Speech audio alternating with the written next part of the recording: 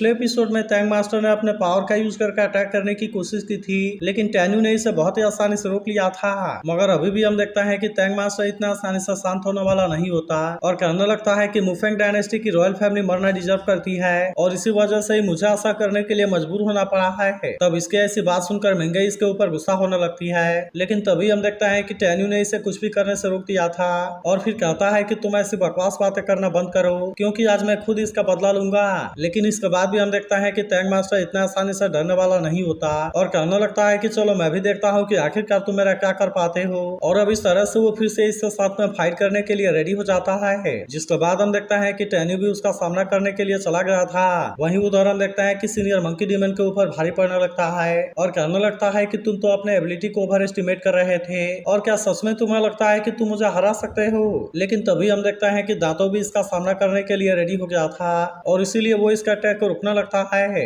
मगर वहीं हम देखता है कि मंकी डीमन भी इस बात से इस पर काफी गुस्सा हो गया था और फिर कहता है कि मेरे एल्डर ब्रदर पर अटैक करने की तुम्हारी हिम्मत कैसे हो गई। तभी इसी वक्त हम देखते हैं कि सियाओलान भी यहाँ पर आ गई थी और वहीं मिस पिंग भी अपने पावर का यूज करके इस पर अटैक करना शुरू कर देती है। वहीं दूसरी तरफ हम देखता है कि तुओबालिन और सीनियर सोंग चेस कर रहे थे, जहाँ पर सीनियर सोंग इस बार भी इसे हरा देता है। लेकिन तभी हम देखता है कि सीनियर सोंग को तुओबालिन के ऊपर डाउट होने लगा था और कहने लगता है कि जब से टैंक मास्टर अपने तीनों आर्मी को लेकर फाइट करने के लिए गया है तब उसके बाद से ही तुम मुझे चेस खेलने के लिए बोल रहे हो और इसीलिए आखिरकार तुम्हारा पर्पस क्या है। तब इस पर तुओबालिन उससे कहता है कि तुम्हें इसके बारे में चिंता करने की जरूरत नहीं है, क्योंकि फू ने मुझे इतने टाइम से बंद करके रखा हुआ था और इसीलिए सच में मैं इस बात से काफी बोर हो गया था। फिर वो कहने लगता है कि मैं तुम्हें इसके लिए परेशान कराने के लिए माफी चाहता हूँ, लेकिन शायद तुम नहीं जानते कि मुझे चेस खेलना कितना पसंद है। तब इस पर सीनियर सोंग कहता है अगर ऐसा है तो तुम्हारी चेस स्किल इतनी बुरी कैसे है, क्योंकि अभी तक तुम मुझसे एक बार भी नहीं जीते हो। लेकिन अभी भी हम देखते हैं कि तुओबालिन इसे अपने बातों में फंसा रहा था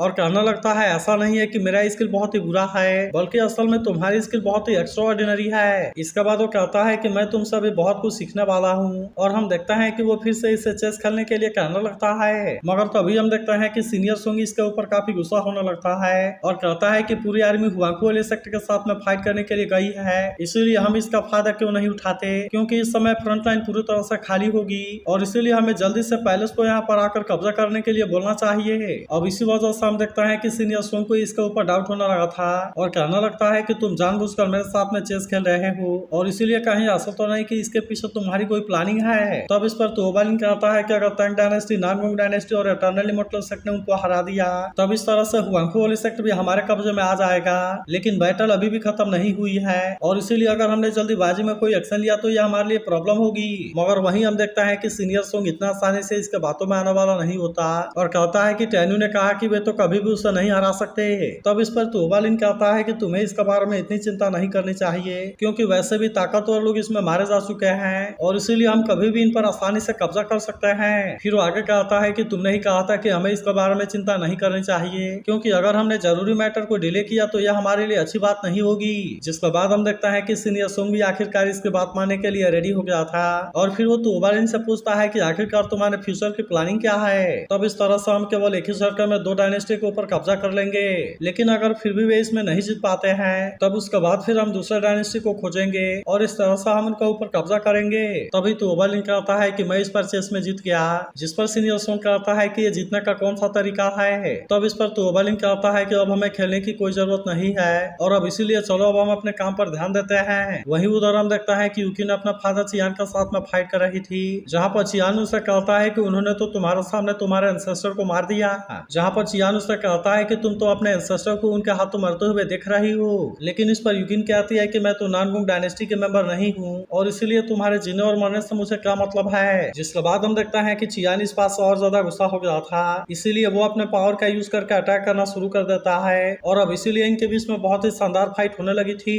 मगर तभी हम देखता है कि महंगाई, चियान और सियाओ भी यहाँ पर आ जाते हैं और वे चियान से फाइट करने में इसकी हेल्प करने के लिए रेडी हो गए थे। वहीं उधर हम देखता है कि मेंग रुयान मुझे के सामने आ गई थी, जहाँ वो इसके ऊपर अटैक करने के लिए रेडी हो जाती है। तब इस पर रुयान मुझे कहने लगता है कि मैंने तो पास में तुम्हारे ऊपर दया दिखाई थी और इसीलिए प्लीज तुम मुझे जाने दो। लेकिन इस पर मेंग कहती है कि तुम तो मेरे मास्टर के एनिमी हो, इसीलिए अब तुम मरने के लिए रेडी हो जाओ। और फिर हम देखता है कि वो अपना पावर से अटैक करके इसे मार देती है। वहीं हम देखते हैं कि मंकी डीमन दांतों और सियाओला ने सीनियर को घेर लिया था और अब वे इसे मारने के लिए रेडी हो जाते हैं। लेकिन इसके बाद भी हम देखते हैं कि सीनियर इतना आसानी से हार मानने वाला नहीं होता और कहता है कि मैं फिर भी तुम्हारे साथ में फाइट करूंगा। मगर वहीं हम देखते हैं कि मिस पिंग को अभी भी इसके बारे में कोई डर नहीं होता, इसीलिए वो इनसे कहते हैं कि तुम इसके बारे में कोई चिंता ना करो क्योंकि अभी भी ये हमारा कुछ नहीं कर सकता। लेकिन वहीं हम देखते हैं कि सीनियर किसी तरीके से अपने पावर को बढ़ा लेता है और फिर कहता है कि तुम मेरे हाथों मरने के लिए रेडी हो जाओ। लेकिन तभी हम देखता है कि मिस पिंग भी अपने पावर का यूज करने के लिए रेडी हो गई थी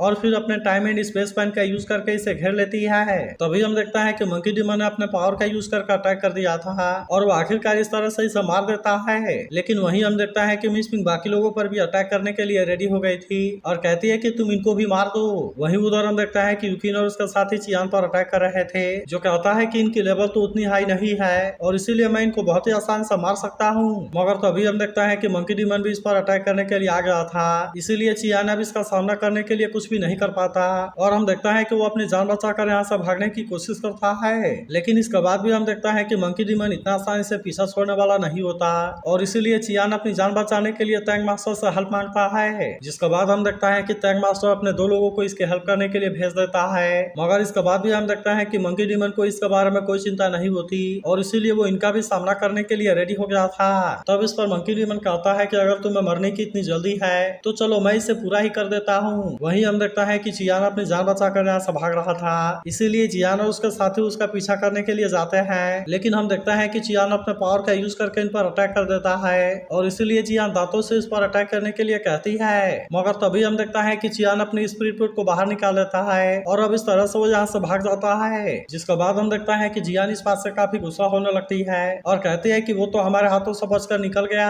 तब इस पर सियाना कहती है कि तुम इसके बारे में कोई चिंता ना करो क्योंकि हम कभी ना कभी उससे बदला जरूर लेंगे। वहीं हम देखता है कि मंकी डीमन ने एक सीनियर को बहुत ही आसानी से मार दिया था और फिर वो दूसरे वाला पर अटैक करते हुए कहता है कि अब तुम भी उसके साथ में जाने के लिए रेडी हो जाओ और अब इस तरह से हम देखता है कि वो इसे भी मार देता है। वहीं टैन्यू टैंक मास्टर से कहता है कि लगभग तुम्हारे सभी साथी मारे जा चुके हैं और जो बचा है वो भी अपनी जान बचाकर भाग रहे हैं। तभी हम देखता है कि टैन्यू के साथी इसके बाकी लोगों को भी मारने के लिए रेडी हो गए थे और इसीलिए वे इन पर अटैक करके इनको बहुत ही आसानी से मार देते हैं। तभी टैन्यू टैंक मास्टर से कहता है कि क्या तुमने कभी इसके बारे में सोचा है कि अगर कभी मुफेंग डायनेस्टी के रॉयल फैमिली से तुम्हारा सामना होगा तो फिर तुम किस तरह से उनके सामने माफी मांगोगे। लेकिन वहीं हम देखता है कि टैंक मास्टर को अभी भी इसके बारे में कोई चिंता नहीं होती, इसीलिए वो कहता है कि अभी भी मेरे पास में तुम्हें डिस्ट्रॉय करने के लिए ताकत है और अब इस तरह से हम देखता है कि उसने अपने किसी डिवाइन स्वॉर्ड को बाहर निकाल लिया था। तभी इसे देखते ही मिस पिंग कहती है कि ये तो टैन्यू का डिवाइन स्वॉर्ड है। तो अगर एक्सप्लेनेशन अच्छी लगी हो तो इस वीडियो को लाइक और इस पर एक कमेंट जरूर कर देना